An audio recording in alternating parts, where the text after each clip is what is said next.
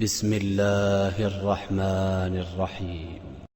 لن تنالوا البر حتى تنفقوا مما تحبون وما تنفقوا من شيء فإن الله به عليم. السلام عليكم ورحمة الله وبركاته. الحمد لله رب العالمين والصلاة والسلام على أشرف الأنبياء والمرسلين نبینا محمد وعلى آلہ واصحابہ اجمعین اما بعد. چوتھے پارے میں سورہ آل عمران میں اللہ تبارک و تعالی نے دو جنگوں کا تذکرہ کیا ہے جن کو غزوات بھی کہتے ہیں. غزوہ بدر جو 17 رمضان کو پیش آیا تھا، انشاءاللہ اس کا ذکر جو ہے سورہ انفال میں آتا ہے، اسی لیے ہم اس کو چھوڑ دیے. انشاءاللہ آگے جو ہے ہم اس کو بیان کریں گے. کل رات میں ہم نے درس میں اشارہ کیا تھا اس بات کی طرف کہ رسول اکرم صلی اللہ علیہ وسلم نے دوسری جو جنگ لڑی تھی وہ غزوہ احد ہے. آج کے اس درس میں جو ہے انشاءاللہ اس پوری جنگ کے بارے میں ہم آپ کے سامنے بیان کریں گے.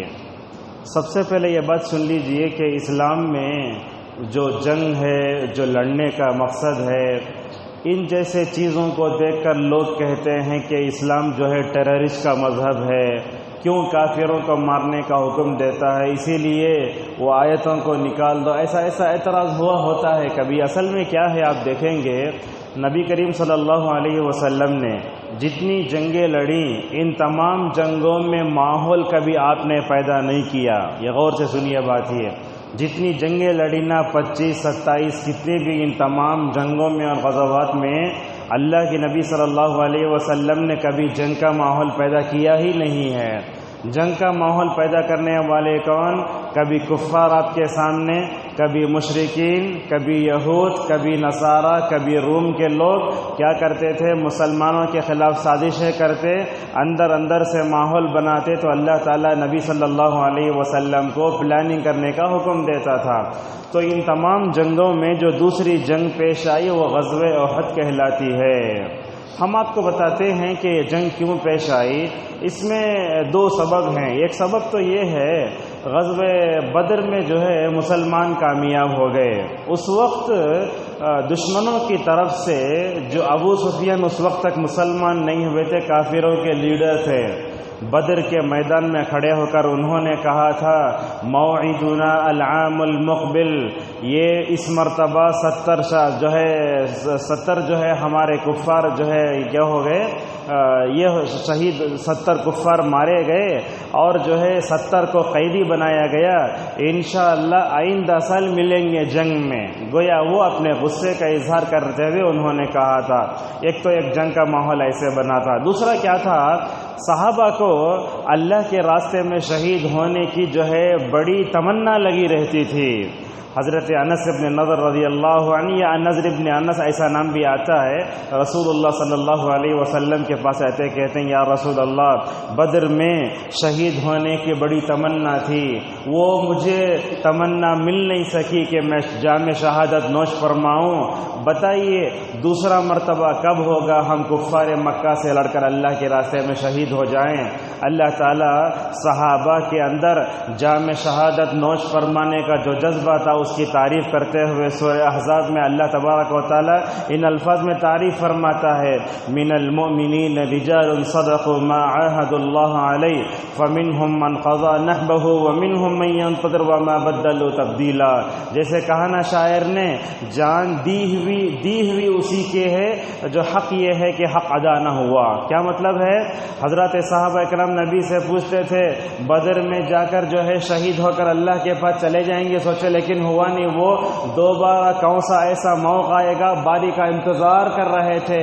اللہ تبارک و تعالی نے غزوہ احد کی شکل میں حضرات صحابہ کرام کو دوسرا موقع دیا. معزز حاضرین، جب جنگ کی بات آتی ہے دونوں طرف کتنے کتنے لوگ تھے یہ اہل علم ذکر کرتے ہیں۔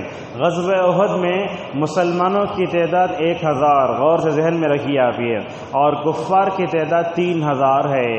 اللہ کے نبی صلی اللہ علیہ وسلم صحابہ کہتے مشورے سے مدینے میں لڑیں گے باہر جا کے لڑیں گے، بعض صحابہ بولتے اندر ہی لڑیں گے کوئی بات نہیں، بعض لوگ بولتے باہر جا کے لڑیں گے۔ اللہ کے نبی صلی اللہ علیہ وسلم نے مدینے کے باہر جا کر لڑنے کی رائے کو ترجیح دیا، نکلے۔ اللہ کے نبی صلی اللہ علیہ وسلم 17 شوال بدھ کا دن تھا 3 ہجری کو جنگی لباس پہن کر مدینے سے نکلے۔ مدینے سے نکلے تو منافقین کا سردار عبداللہ ابن ابی کیا کیا معلوم، 300 منافقین کو لے کر اچانک واپس آ گیا۔ دیتے نہیں، بعض لوگ بولتے نہیں ہاتھ دینا، بولے تو ویسا ہاتھ دیے لوگ آئے ہیں۔ پہلے 1000 ہے، اس میں 300 مائنس کرے تو کتنا ہوگا، 700 ہو گیا۔ یہ 700 صحابہ کا لشکر کیا ہے، 3000 کے لشکر سے لڑنے والا ہے۔ آپ ذرا سوچ کر دیکھیے، آپ 700 صحابہ کرام نبی کریم صلی اللہ علیہ وسلم جس میں ہیں، سامنے کتنے لوگ ہیں، 3000 کے لوگ ہیں۔ معزز حاضرین، رسول اکرم صلی اللہ علیہ وسلم مدینے کے باہر جا کر لڑ رہے ہیں تو آپ نے احد کی وادی کا جو ہے کو انتخاب فرمایا۔ آپ جانتے ہیں، جو لوگ حج عمرہ گئے وہ جانتے ہیں، احد ایک پہاڑ ہے مدینے میں۔ احد کیا ہے، ایک پہاڑ ہے۔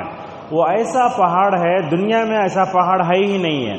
اللہ کے نبی صلی اللہ علیہ وسلم غزوہ تبوک سے واپس آ رہے تھے، جیسے مدینے کے اس مبارک پہاڑ پر آپ صلی اللہ علیہ وسلم کی نظر پڑی تو آپ نے کیا فرمایا، دیکھو ھذا جبل یحبنا ونحبہ، کہا دیکھتے ہو یہ احد کا پہاڑ، ہم اس سے محبت کرتے ہیں، وہ ہم سے محبت کرتا۔ اللہ اکبر، پہاڑ محبت کرتا ہے، پہاڑ جیسی سخت چیز نبی کریم صلی اللہ علیہ وسلم سے محبت کرتا ہے۔ اور آپ جانتے ہیں اللہ کے نبی صلی اللہ علیہ وسلم جس اونٹ پر سوار ہو کر مدینے کے قریب ہوتے نا، اونٹنی کو بھی مدینے کا مزہ لگتا تھا، تیز تیز جا کر وہ مکمل طور پر چلے جاتی تھی۔ ہمارے مدینے میں پڑھانے والے اساتذہ بولتے، ہم کار کی ڈرائیونگ کرتے رہے تو ہمارے بچے ہم نہ بولتے ابا ذرا مدینہ آگا نا گاڑی ذرا تیز چلاؤ، اس لیے کہ رسول اللہ کی اونٹنی بھی مدینے کے قریب ہو تو خوش ہو جایا کرتی تھی۔ اللہ اکبر، کیا ایمان ہے، دیکھو کیسا ایمان تھا ان حضرات صحابہ کرام کا، کیسے ان چیزوں کو محسوس کر کے ہم تک پہنچایا۔ تو یہ پہاڑ کیا ہے، بڑا عجیب و غریب پہاڑ ہے یہ۔ انڈیا میں پہاڑ کیسا ہوتا، چڑھنے کے لیے جگہ ہوتی، جھاڑا ہوتے، وہاں ویسا نہیں، ایک دم صاف پہاڑ۔ اور احد کا ذکر کہاں، احد پہاڑ کا اگر نماز جنازہ پڑھے تو احد پہاڑ جیسا ثواب ملتا، اگر جو ہے تدفین میں شریک ہوئے تو اور ایک احد پہاڑ کا ثواب ملتا۔ اللہ کے نبی صلی اللہ علیہ وسلم نے مثال دی، دیکھو یہ پہاڑ رسول اللہ کی عظمت کے سامنے بھی ٹھہر نہ سکا۔ ایک دن رسول اکرم صلی اللہ علیہ وسلم اس پہاڑ پر چڑھتے ہیں، ساتھ میں ابو بکر بھی ہیں، عمر بھی ہیں، حضرت عثمان بھی ہیں، ابو عبیدہ بن جراح رضی اللہ عنہما بھی ہیں۔ جیسے ہی چڑھنے لگے رسول اللہ کی عظمت کو پا کر یہ پہاڑ برداشت نہ کر سکا، لرزنے لگا۔ اللہ اکبر، ایک پہاڑ لرزنے لگا۔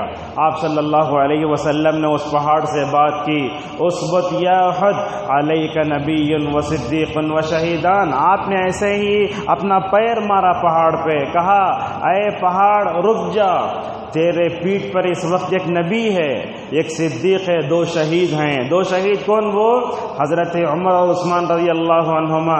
رسول اللہ پیشن گوئی کر رہے ہیں کہ میرے چلے جانے کے بعد حضرت عمر اور عثمان کو شہید کیا جائے گا۔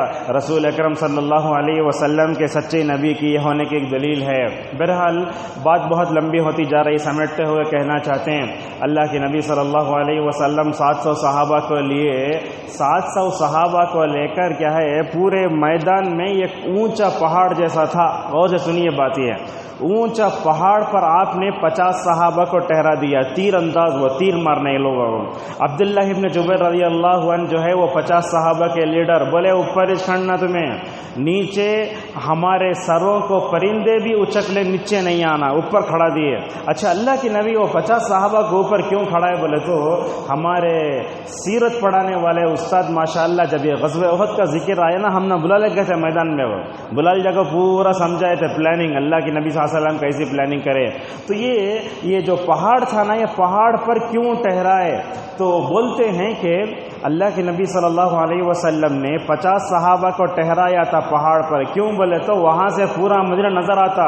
کہیں جنگ میں اگر اللہ کے نبی بھی صحابہ بھی کفار سے لڑتے اس ٹائم کو مدینے میں کون بھی دھوکے سے داخل ہو سکتا نا. وہاں سے دیکھ نہیں سو حضرات صحابہ اکرام پورے مدینے کے دروازے نظر آتے ہیں ماشاء اللہ.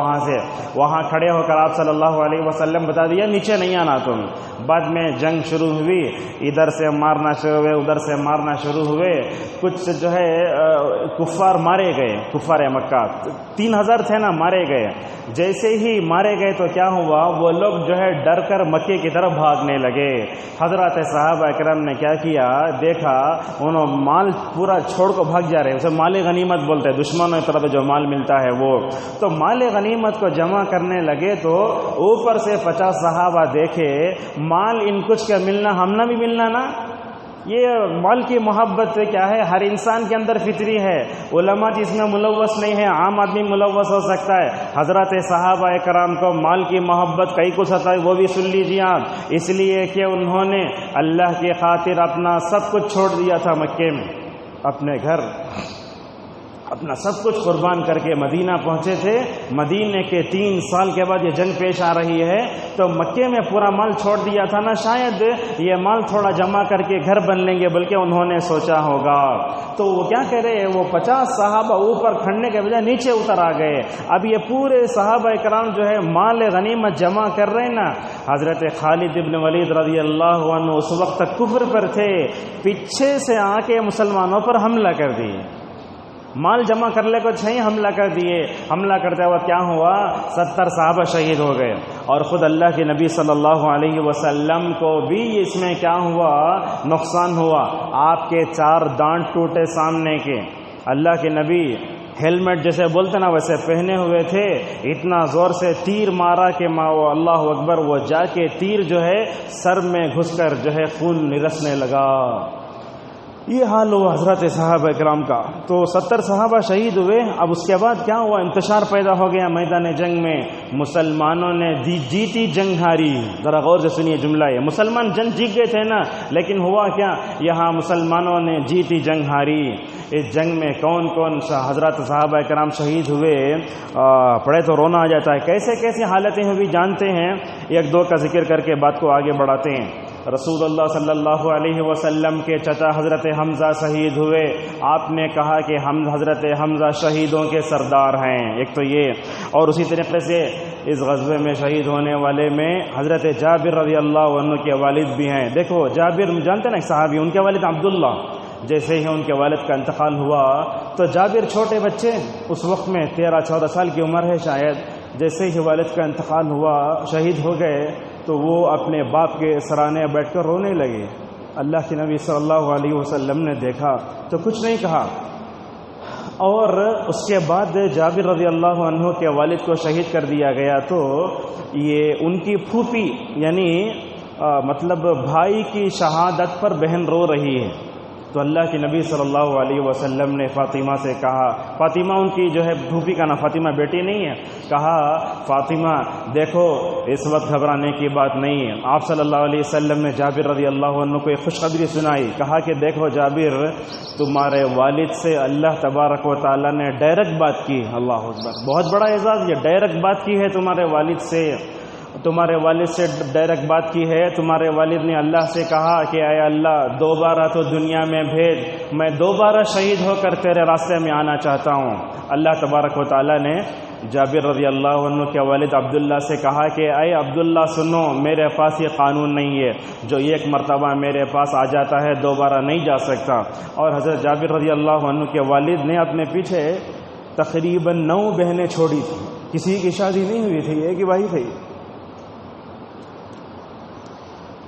تو جب جنازہ لے کر جا رہے تھے تو منافقین نے کہا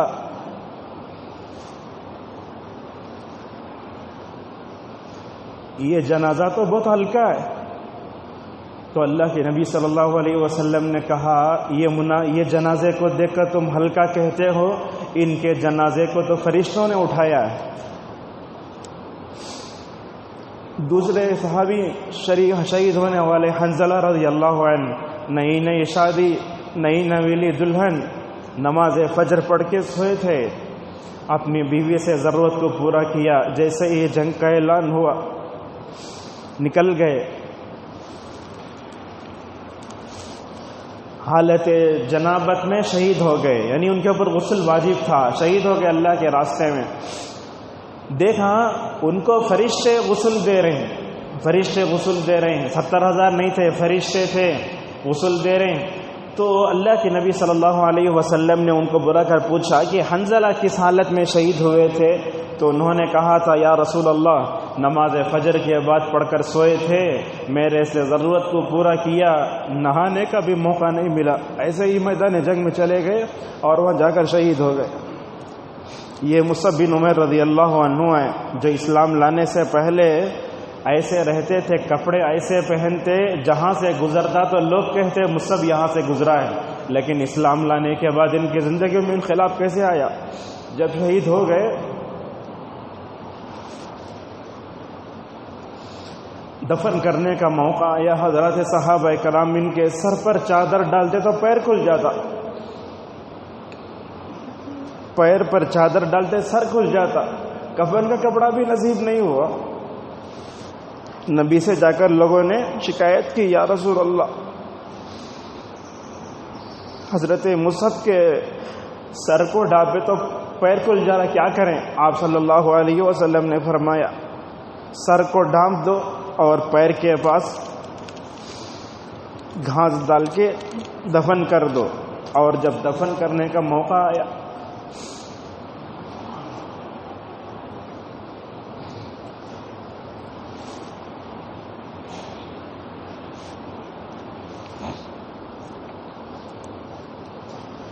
یہ کہ قبر میں کئی صحابہ کو رکھا اور پہلے پوچھتے ان میں کون حافظ قرآن ہے، سب سے پہلے میں اس کو رکھتے۔ حضرت نضر بن انس رضی اللہ عنہ کے جسم پر 90 سے زیادہ زخم تھے، پہچان نہیں سکے کون ہے یہ۔ ان کے بہن کو بلایا گیا، انگلی دیکھ کر کہا یہ میرے بھائی ہیں۔ اور یہ خود حضرات صحابہ کرام کا حال، نبی کریم صلی اللہ علیہ وسلم بھی شہید ہوئے، جیسے ہی آپ کے 4 ڈانٹ ٹوٹے نیچے گئے اور آپ صلی اللہ علیہ وسلم کے سحر میں وہ جو سر میں ہیلمٹ چپ گئی تھی نا، خون ٹچنے لگا، شیطان نے آواز لگائی محمد صلی اللہ علیہ وسلم شہید ہو گئے ہیں۔ حضرت عثمان کو بڑا دھکا لگا، عثمان رضی اللہ عنہ کہنے لگے جب محمد صلی اللہ علیہ وسلم شہید ہو چکے ہیں تو ہم رہ کر فائدہ کیا، اسی لیے مدینے کی طرف بھاگنے لگے۔ اللہ اکبر، کیا حل تھا غزوہ احد کا وہ میدان۔ تو جب نیچے گر پڑے حضرت طلحہ رضی اللہ عنہ رسول صلی اللہ علیہ وسلم کی جگہ لے گئے۔ ایسا تھا حضرت طلحہ رضی اللہ عنہ اللہ کے نبی کے سامنے سینہ سے پر کھڑے ہو گئے اور کہنے لگے اے دشمنوں، جتنے تیر چلانا ہو چلاؤ، سارے تیر لوگ رسول اللہ پہ مارتے تو اپنے سینے پہ لے لیتے تھے، آج ہم رسول اللہ صلی اللہ علیہ وسلم کی زندگی میں گستاخی کی گئی، آپ کے شان میں گستاخی کی گئی تو ہم اپنے قلم سے اپنے زبان سے بول نہیں سکتے۔ حضرات صحابہ کرام اپنا پورا سینہ دیا کرتے تھے۔ جب آپ کے سر میں وہ ہیلمٹ چبھی، خون آیا، دان گرے تو آپ نے کیا فرمایا؟ وہ قوم کیسے کامیاب ہو سکتی ہے جس نے اپنے نبی کے چہرے کو خون آلود کیا ہو؟ اللہ کے نبی صلی اللہ علیہ وسلم پریشان، ایک جگہ غار میں لے جا کر بٹھایا گیا، پانی پلایا گیا، اللہ کے نبی صلی اللہ علیہ وسلم کے سر میں وہ چبھا ہوا ہے۔ اللہ کے نبی صلی اللہ علیہ وسلم کہتے ام عمارہ کو میں دیکھتا ہوں ہر جگہ مجھے وہ عورت نظر آتی ہے۔ اللہ اکبر، کیا ان کے اندر درجہ تھا۔ مکمل طور پر نبی صلی اللہ علیہ وسلم کے سر سے ہیلمٹ کو نکالا۔ اب دیکھو غزوہ احد میں جتنے صحابہ شہید ہو گئے تھے ان کو جو ہے پانی پلانا تو کیسے تھا؟ حضرت ام سلیم رضی اللہ عنہ، عائشہ رضی اللہ عنہ نرس کا کام کر رہی ہیں، اس موقع پر کیا کیا؟ حصیر کو جلایا اور اس کو لے کر حضرات صحابہ کرام کے زخموں پر مکمل طور پر رکھا تاکہ خون مکمل طور پر تھم جائے۔ معزز حاضرین، یہ حضرات صحابہ کرام کی یہ ایک جنگ کی قربانی تھی۔ اگر میں ہر جنگ کی قربانی پیش کروں تو میرے لیے وقت نہیں ہے۔ دیکھو ان حضرات صحابہ کرام کے ساتھ نبی کریم صلی اللہ علیہ وسلم کی وفاداری دیکھیے، یہ یہ غزوہ احد 3 ہجری میں پیش آیا نا، انتقال سے پہلے دوبارہ ان 14 احد کے پاس جاتے ہیں، جا کر اللہ کے نبی صلی اللہ علیہ وسلم دعا کرتے ہیں۔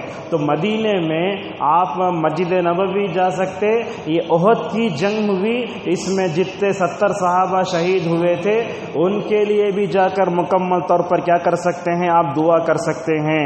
ایک 7 منٹ انشاءاللہ اپنی بات کو سمیٹیں گے۔ اس جنگ سے ہمیں کیا معلوم ہوتا ہے؟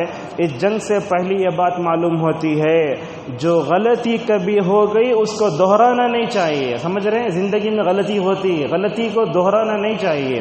اللہ کے نبی صلی اللہ علیہ وسلم کے سے صحابہ کرام سے غلطی ہوئی نہ غلطی ہوئی، اوپر سے نیچے مت آؤ بلے، نیچے آ گئے، اس وجہ سے کیا ہوا؟ جیتی ہوئی جنگ مسلمانوں نے ہاری تھی۔ جو بھی غلطی ہو جائے اس کو دوبارہ نہیں دہرانا چاہیے، بلکہ اس کی تلافی کر دینا چاہیے۔ دوسری بات، کیا بھی کام کرے تو ذمہ داریاں تقسیم کر کے کرنا۔ اب مسجد کے امام، یہ نائب امام، یہ جو ہے متولی، فلاں سیکریٹری، خزانچی، پورا کام ایک آدمی اٹھایا تو کر سکتا؟ نہیں کر سکتا۔ اللہ کے نبی نے کہا 50 صحابہ تم وہاں، تم دائیں طرف کھڑو، تم بائیں طرف کھڑو، سامنے سب سے پہلے تمہیں مارنا، تمہیں شاگرد نہیں آنا۔ ایسے اللہ کے نبی صلی اللہ علیہ وسلم کام تقسیم کر کے کرتے تھے، اس سے کیا ہوتا ہے؟ کام آسانی سے ہو جاتا ہے۔ تیسری بات معلوم ہوتی ہے، آدمی کتنا ہی عقل مند کیوں نہ ہو، دوسروں سے ضرور مشورہ کرنا۔ اللہ کے نبی صلی اللہ علیہ وسلم کو اللہ نے ایسی عقل دی تھی، ایسی عقل اس سے پہلے کوئی نہ پایا اور اس کے بعد کوئی نہ پائے گا۔ اتنے ہونے کے باوجود نبی پوچھتے مدینے میں لڑنا کی، مدینے کے باہر جا کے لڑنا کی۔ اور اسی طریقے سے اس میں معلوم ہوتا ہے، دنیا میں اگر کسی کے اندر ہمت تھی تو وہ جناب محمد رسول اللہ صلی اللہ علیہ وسلم کے اندر تھی۔ میدان جنگ میں ایسے ایسے مواقع انشاءاللہ بتائیں گے، پورے صحابہ بھاگ رہے ہیں، ایسے وقت میں اگر کوئی دل جمعی کے ساتھ، شجاعت کے ساتھ ہیں تو وہ رسول اکرم صلی اللہ علیہ وسلم۔ ایسی شجاعت، ایسی ہمت، ایسی دلیری شاید کسی نے نہیں پائی تھی۔ یہ کہاں سے آتی ہے؟ یہ توحید کی وجہ سے آتی ہے۔ اور اسی طریقے سے اس جنگ کا اور ایک پیغام ہے، وہ کیا؟ رسول اللہ کی چھوٹی سی خلاف ورزی بھی ہماری کامیابی ناکامی کو بدل سکتی ہے۔ حضرات صحابہ کرام نے اپنے زندگی میں نبی کی ایک نافرمانی کی، ہلکی سی تو کیا ہوا؟ جیتی جنگ مسلمانوں نے ہاری تھی۔ آج ہم اپنی زندگی میں کتنے موڑ پر نبی کی نافرمانی کرتے ہیں اور رسول اللہ صلی اللہ علیہ وسلم کی خلاف ورزی کرتے ہوئے کامیابی پانا چاہتے ہیں، تب بھی ناکام ہو جاتے ہیں اپنی زندگی میں۔ آج ہمارا معاشرہ نبی کریم صلی اللہ علیہ وسلم کی خلاف ورزی کر کے ایک طرف تو ذلت اور رسوائی کا شکار ہو رہا ہے، ساتھ میں ہم جو ہے رحمت الہی سے بھی محروم ہو رہے ہیں۔ اور ایک دو باتیں ہیں، کیا ہے؟ حضرات صحابہ کرام کے دلوں میں دنیا داری ذرہ برابر بھی نہیں تھی۔ رتی مائل ہوئے تو اللہ کیا بولتا ہے؟ منکم من یرید الدنیا ومنکم من یرید الآخرہ۔ تم میں سے کچھ لوگ دنیا دار تھے، مال جمع کرنے گئے نا، جنگ ہار گئے نا۔ تو دیکھو ہمارے اندر بھی دنیا داری نہیں ہونا چاہیے۔ دنیا کو شریعت نے جہاں رکھا وہیں رکھو، اگر زیادہ اٹھا کے دل میں بسا لیے تو آخرت بڑی مشکل ہو جائے گی۔ آج کے درس کی آخری بات، حضرات صحابہ اکرام نے دین کو ہم تک پہنچانے کے لیے جو مشقتیں برداشت کی نا، امت مسلمہ کا کوئی بھی طبقہ اتنی ہرگز برداشت نہیں کر سکتا۔ فین آف ہو گیا تو ہمیں کالر ایسا کرنا شروع کر دیتے۔ یہ حضرات صحابہ کرام دیکھو کیسی 90 زخم کوئی معمولی ہے، استری لگ گئی تو فوراً میڈیکل کو جا کے دوا لا کھا لیتے، لیکن ان حضرات صحابہ کرام نے دین کو ہم تک پہنچانے کے لیے بڑی مشقتیں برداشت کی۔ اسی وجہ سے شاید رسول اکرم صلی اللہ علیہ وسلم نے کہا تھا، قسم ہے اس ذات کی جس کے ہاتھ میں محمد صلی اللہ علیہ وسلم کی جان ہے، اگر تم احد پہاڑ کے برابر بھی سونا خرچ کر لو، لفظ سن رہے ہیں، اگر تم احد پہاڑ کے برابر بھی سونا خرچ کر لو یا آدھے احد پہاڑ کے برابر بھی سونا خرچ کر لو، ان کے درجے کو ہرگز پہنچ نہیں سکتے۔ اور ہمیں ہمیشہ اللہ کے نبی کے بعد اگر کوئی ہمارے لیے آئیڈیل ہیں تو وہ حضرات صحابہ کرام ہیں۔ کسی بھی چیز میں آئیڈیل ہونا، فوراً صحابہ کرام کو دیکھو۔ حضرات صحابہ کرام کا تذکرہ کرنے سے ہمارے عقل میں، ہمارے دماغ میں، ہمارے دین میں اور ہماری ہر چیز میں اضافہ ہوتا ہے۔ اللہ تبارک و تعالی صحابہ کی مغفرت فرمائے۔ جو صحابہ شہید ہوئے، اللہ تبارک و تعالی شہادت کا جو بھی انعامات ہے، اللہ تبارک و تعالی ان صحابہ کو جو ہے مکمل طور پر مستحق مستحق فرمائے۔ اللہ تعالی ہم سب کو رسول اکرم صلی اللہ علیہ وسلم کی زندگی کے ہر موڑ پر جو ہے اتباع کرنے کی توفیق نصیب فرمائے۔ وآخر دعوانا الحمد للہ رب العالمین۔